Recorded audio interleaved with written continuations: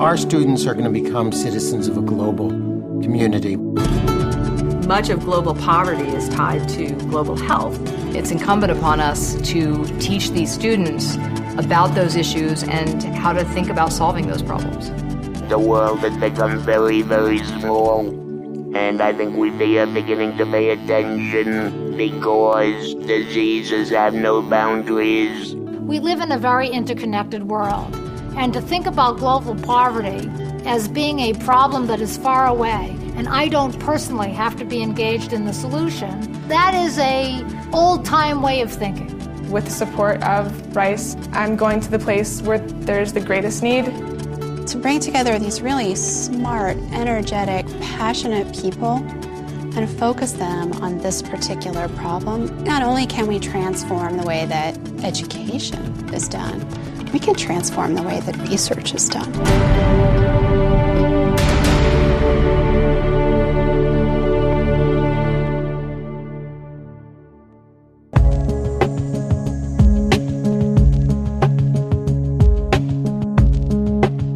Students in these courses have learned about issues of world health, and now what they do is undertake the engineering design process to solve some of those problems. In many countries, people do not have access to a healthcare provider. And so physicians from a central facility will travel out into rural areas to provide healthcare, but they don't have a lab that they can take with them. So our students have developed a backpack that contains all of the elements that you would need to diagnose the diseases that are most commonly found in that country. And so students have made backpacks that have been tried in Honduras, in Guatemala, in Haiti, in Lesotho, in Tanzania, and in Botswana. And they've customized the backpacks for those particular settings to help those physicians provide more effective healthcare to patients.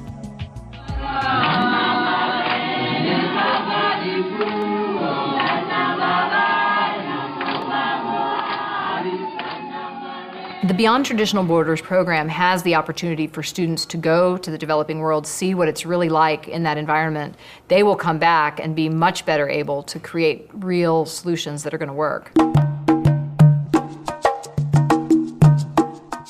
This is our WFP table, and this is where we work every day. WFP is the World Food Program, and Tessa and I have been in charge of the distribution of the food, which is called corn soy blends. The doctors here have wanted the WFP to come in and be able to distribute food here for a long time. Our coming here is a way of allowing this program to happen. From an educational point of view, we offer amazing opportunities for students to grow not only intellectually but also humanely and personally, and again prepare themselves better for an increasingly global workplace. We're giving these students problems that come from Lilongwe, Malawi, from Blantyre, Malawi. We want to use that as a way to inspire the students to actually create a functional solution that they are then expected to take into Africa and make it work there. Kids just get so enthusiastic and focused and hungry for meaning. They're hungry for what they're doing, you know, the minutiae of chemistry or bioengineering that they do, to see that matter. You really had a sense of ownership because you knew that at the end of the semester, this was going to be something that would actually go and help people and that you had a chance to go help and implement it. Our project was a program to generate pediatric dosing guides for the HIV patients. So we worked with the doctors, and their number one concern was make it simple, make it take less time. So Rachel and I just said, all right, 20-second rule. Can't do it in 20 seconds, toss it out. If I hadn't had the planning experience that I had in Houston, I would have been in the dark once I got to Botswana. I knew the design process. I knew what needed to be done to make an effective intervention.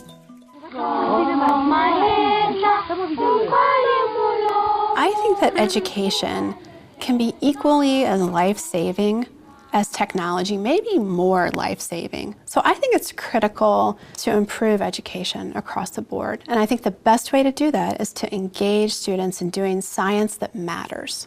Okay, we're gonna go inside. I'm Sophie. And I'm Christina. And we're students from the U.S. from Rice.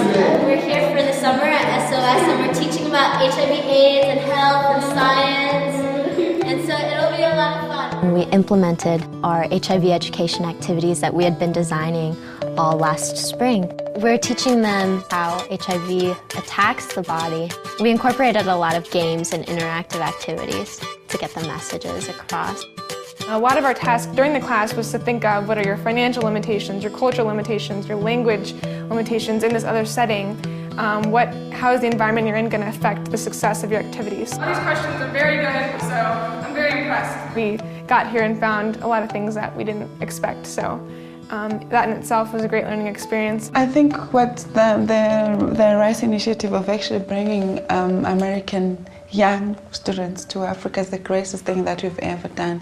It changes your whole life. It's a whole different world. When you come to Africa, it's like they'll never be the same. It's a great opportunity for them to actually interact with people living with HIV. You know, most of them, I don't think they've ever had the opportunity to meet people that are infected, and to actually realize that, hey, if I'm infected, it's just as normal as the next person.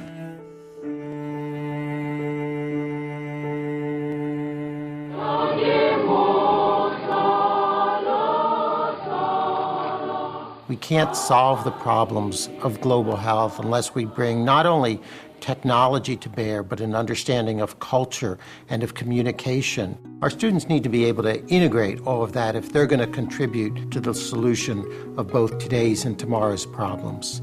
1/3 of the people in the world live on less than $2 a day. When you're living on $2 a day, everything that you have goes into your survival. We don't just need new technologies. We need new ways of implementing those technologies. All the rest is really important. The development, the science, the engineering are critical. But the science and engineering don't work unless you can get it on the ground and get people to use it.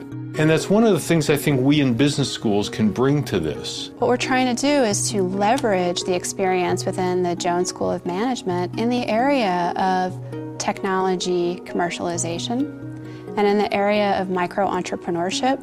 Microfinance is currently being used by about 30 million entrepreneurs throughout the world. There's an infrastructure already in place where we could deliver medicines, healthcare. You can always publish another paper about a technology you've invented in your laboratory. But what is the impact of that technology if it never reaches a patient or a community that could benefit?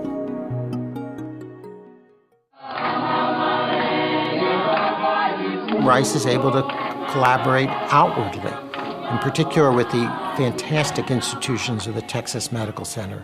RISE has a demonstrated ability to work with all of those different kinds of institutions in solving problems and in undertaking research and in finding the ways in which the fruits of that research can be applied to help people. There's a culture that supports taking risk, that supports thinking out of the box, and if you can make a case that it's important and it's going to matter, people will do it. A measure of our success will be the extent to which the technologies that are developed by our students, by our faculty, have impact at home and in developing countries.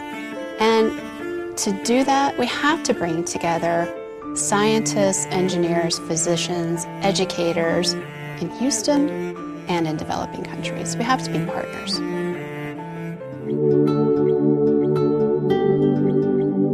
Really has set the course of my life, my aspirations, and made it more concrete just in terms of what I envision and how I want to help people throughout my life. I think we have a moral responsibility to solve these challenges, to be part of the solution. As human beings, we should not permit other people anywhere, any child that die of diarrhea or malaria or mumps or of many of the diseases that are trivial in this civilization. Academia engaging in solving real problems and achieving tangible results. If that saves 1,000 lives or 5,000 lives or 2 children, everybody who is involved in that team is involved in saving that life. It gives you hope that it's possible, that something can be done. And I'm hoping to translate, to bring that hope back in my health policy major. I think I will leave with a more inspired opinion of what exactly I can do as an individual and what the limit of that is and what the potential of that is.